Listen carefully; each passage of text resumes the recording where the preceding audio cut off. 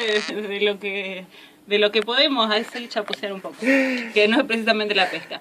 Voy a hablar un poquito de la cultura y los signos.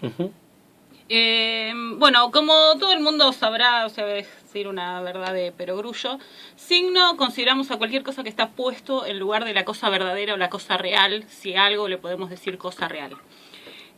La cultura puede analizarse y puede entenderse a través del conocimiento, la comprensión y el funcionamiento de los signos. Y esto es lo que pensó Yuri Lotman, que es uno de los mayores representantes y fundador de la Escuela de Tartu, cuando decidió iniciar el camino de lo que fue la semiótica cultural, que algunos llamaron culturología, y que es tratar de explicar la cultura como un sistema de signos, ¿sí? La semiótica tiene varias ramas de estudio.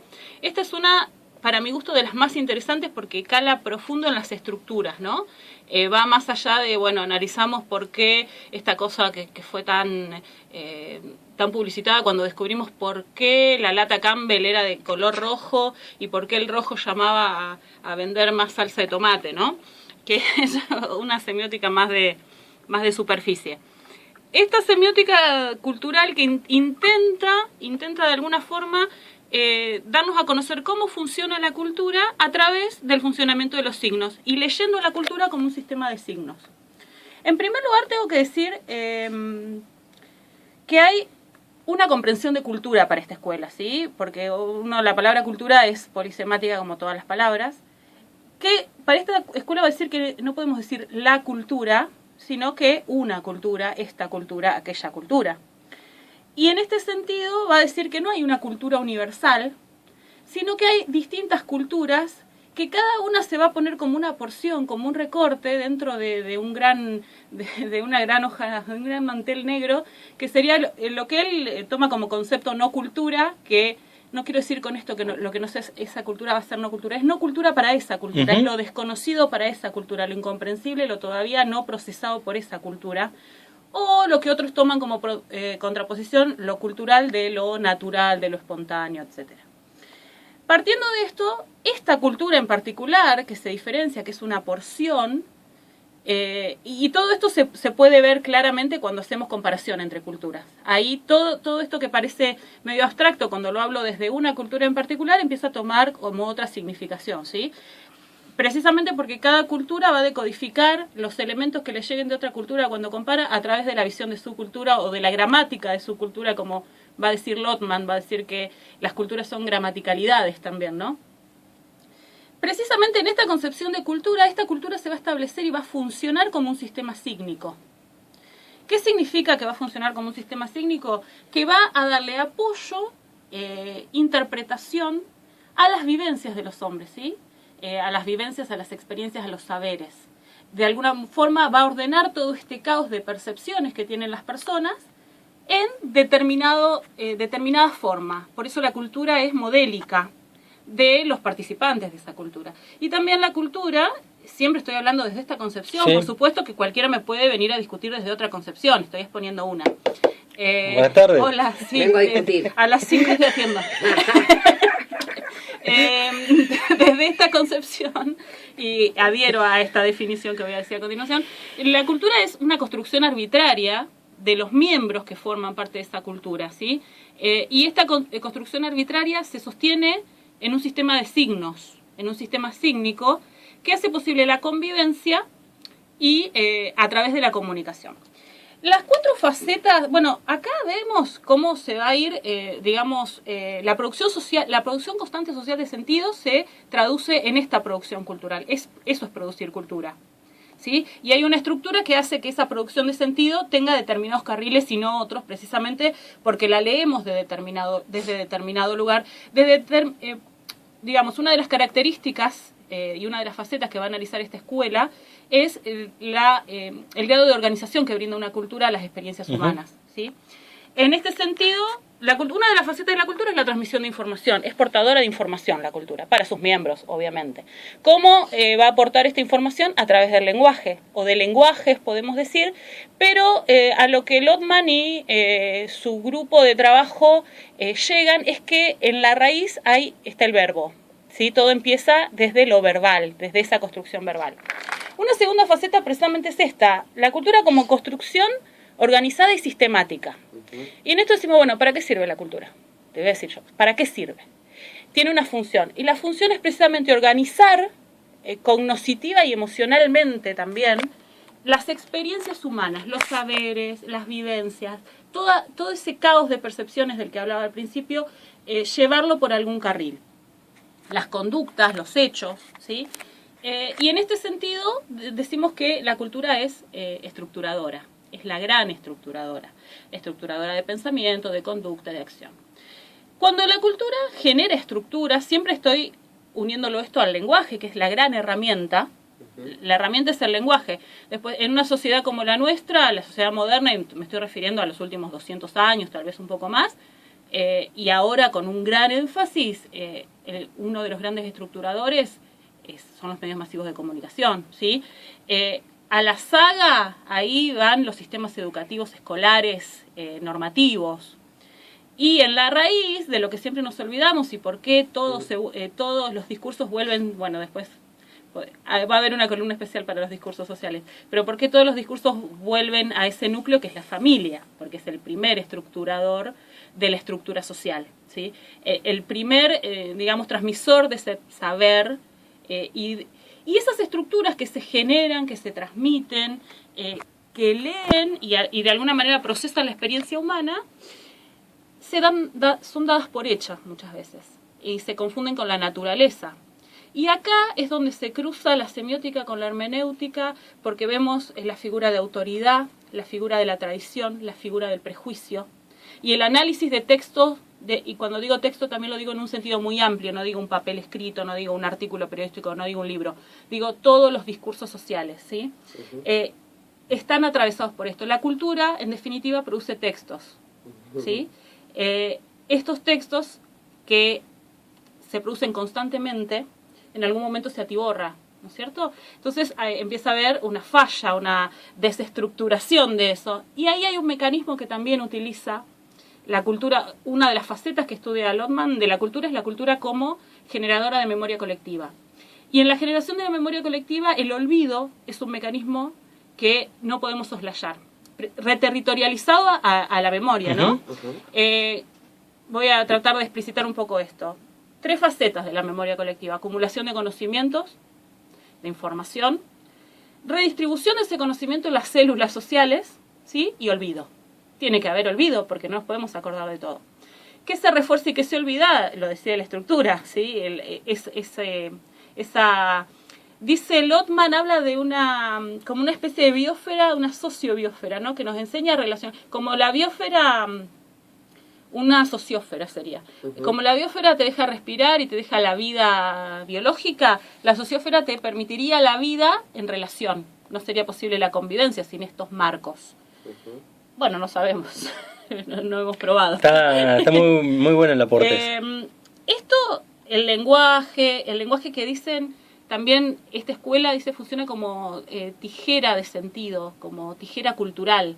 Porque también el lenguaje, como dijo Barthes en algún momento, obliga a decir. Tu lengua natural te obliga, te modeliza el mundo de una manera, desde un punto de vista, y punto. Vos podés decir lo que te permite tu lenguaje decirlo. Podés decir de arriba, de abajo, del otro lado.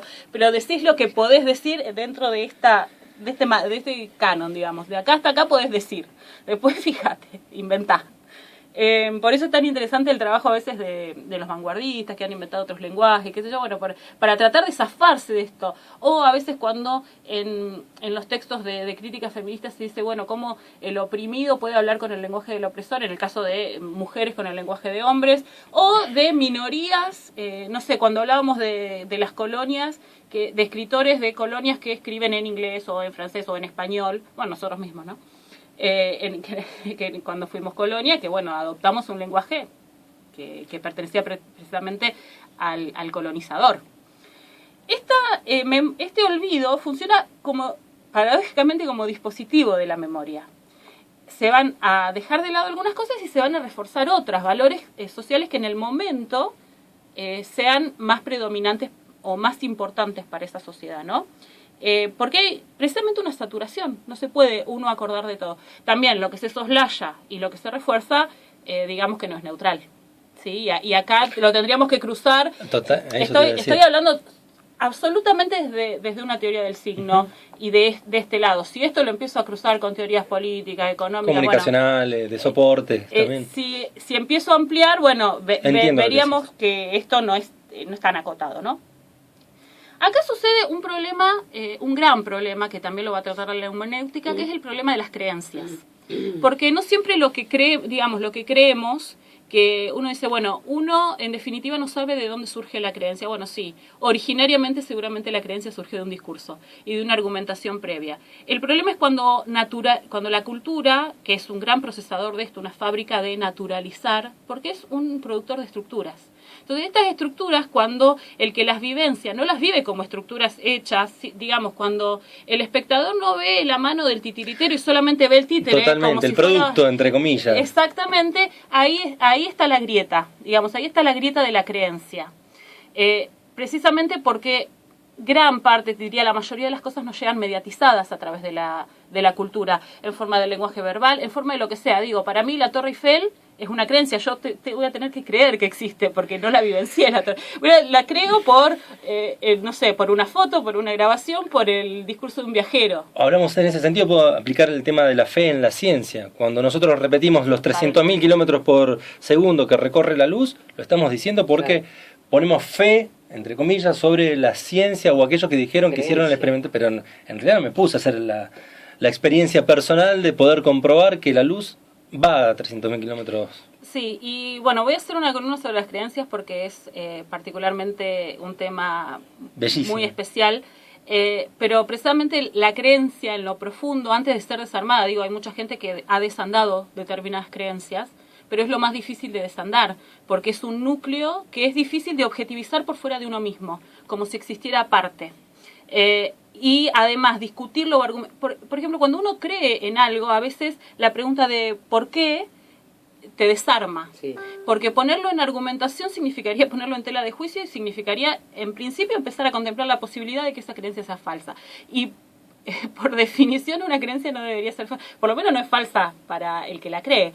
En este sentido, en estas construcciones de signos, en esta unidad sígnica que es una cultura, hay una concepción de verdad y una concepción de realidad de esa cultura, que por ahí es muy diferente a otra, ¿sí?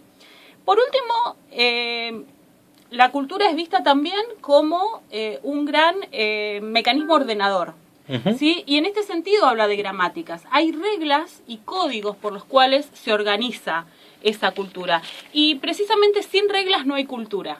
Sin esas reglas generadoras de discurso, generadoras de texto, no existe cultura.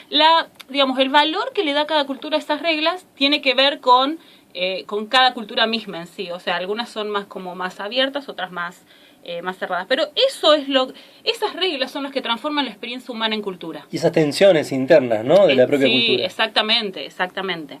Yo pensaba que, bueno, esto de leernos como un sistema de signos y como una producción social significante todo el tiempo, y también ver las maneras de reproducción de esta producción de sentido de nuestras vivencias, de nuestros hechos, de nuestras acciones, porque acá, digamos, el gran signo de pregunta y la gran lata de oro de los nivelungos para cualquiera de este mundo que aspire al poder va a ser, bueno, cómo se correlaciona la creencia con la acción.